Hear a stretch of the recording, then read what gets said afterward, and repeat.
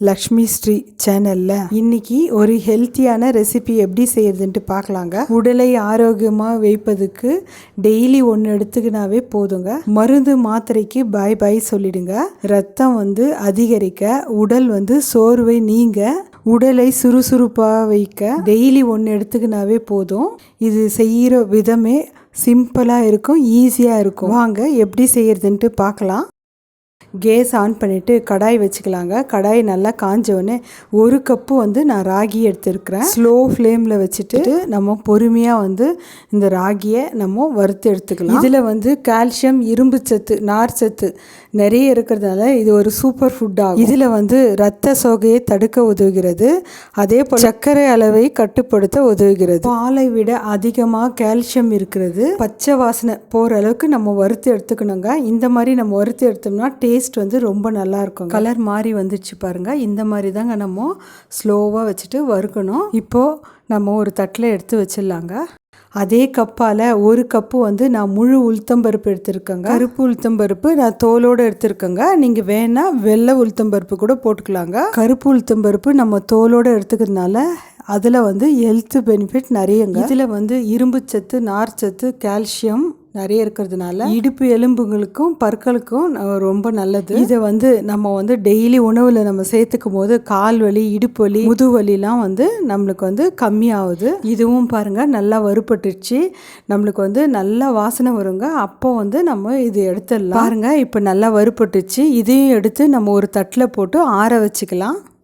அதே கப்பில் நான் 1/4 கப்பு பார்லி எடுத்துருக்கோங்க. அதையும் கடாயில் போட்டு நம்ம நல்லா வறுத்து எடுத்துக்கலாம். பார்லியில் இரும்பு சத்து, மெக்னீசியம், துத்தநாகம் மற்றும் வைட்டமின் B6 போன்றவை சத்துக்கள் நிறைய இருக்கிறதுனால பார்லி நம்மளுக்கு உடம்புக்கு ரொம்ப ஹெல்த்துக்கு ரொம்ப நல்லது. நார்மலாக நம்ம பார்லி சாதமாவோ இல்லை கஞ்சியாவோ கொடுத்தா யாரும் விரும்பி சாப்பிட மாட்டாங்கோ. அதனால இந்த மாதிரி நம்ம உணவில் சேர்த்துக்கும் போது எல்லா நன்மைகளும் நம்மளுக்கு கிடைக்கும். இதையும் நம்ம நல்லா வறுபட்டுச்சு பாருங்க. இப்போ நம்ம இதையும் எடுத்து ஒரு தட்டில் ஆற வச்சுக்கலாங்க. இப்போ பாருங்கள் நல்லா ராகி ஆறிடுச்சுங்க. இப்போ நான் அதை மிக்சியில் போட்டு நல்லா நைஸாக பொடி பண்ணி எடுத்துக்கிறேங்க. இந்த மாதிரி தான் நம்ம நைஸாக அரைச்சிக்கணுங்க. இப்போ இது ஒரு தட்டில் கொட்டிக்கலாங்க. அதே போல் நம்ம உளுத்தம்பருப்பு வறுத்து ஆற வச்சுருக்கோம் பாருங்கள். அதுவும் மிக்சியில் போட்டு நல்லா நைஸாக அரைச்சிக்கலாங்க. இந்த மாதிரி தான் நைஸாக அரைச்சி எடுத்துக்கணுங்க. அதையும் ராகி நம்ம அரைச்சிருக்கோம் பாருங்கள். அந்த மாவுலேயே இந்த மாவையும் நம்ம போட்டுக்கலாங்க.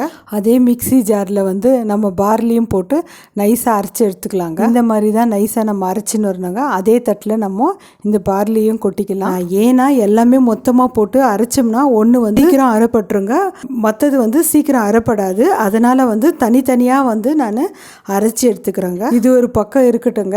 எந்த கப்பால் நம்ம எல்லா பொருளும் அளந்தோமோ அதே கப்பால் நம்ம 1/4 கப்பு நான் வெல்லம் எடுத்துக்கிறேங்க. நீங்கள் நல்லா தித்திப்பு இருக்கணும்னா 1/2 கப்பு கூட எடுத்துக்கோங்க வெல்லம். அதுக்கு நான் 1 கப்பு தண்ணி எடுத்துருக்கேங்க. 1 கப்பு சரியாக போயிடும். இது பாகுபதெல்லாம் தேவையில்லைங்க, ஜஸ்ட் கரைஞ்சா போதுங்க. இது பாருங்கள் இந்த மாதிரி தாங்க கொதிக்கணும். இப்போ நம்ம இதை எடுத்து வச்சிடலாம். கேஸ் ஆன் பண்ணிவிட்டு நம்ம கடாயை வச்சுக்கலாங்க. கடாயை நல்லா காஞ்சோடனே 2 ஸ்பூன் நல்லெண்ணெய் ஊற்றிக்கோங்க. நீங்கள் நல்லெண்ணெய் வேணான்னா நெய் கூட ஊற்றிக்கலாங்க. எந்த கப்பால் நம்ம எல்லாமே அளந்தோமோ அதே கப்பால் துருவி தேங்காய் 1 கப்பு எடுத்துக்கலாங்க. அதையும் நம்ம கடாயில் போட்டு நல்லா வறுத்து எடுத்துக்கலாங்க. தேங்காய் நல்லா வறுப்பட்டோடனே நம்ம கரைச்சி வச்ச வெல்லத்தை நல்லா வெடிக்கட்டி ஊற்றிக்கலாங்க. ஏன்னா மண் தூசெல்லாம் இருக்குங்க, அதனால் வெடிக்கட்டி ஊற்றிக்கலாம். நம்ம நல்லா கலக்கி கொடுக்கலாம்.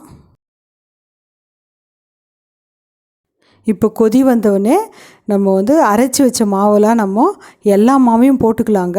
நம்ம நல்லா கலக்கி கொடுக்கலாம்.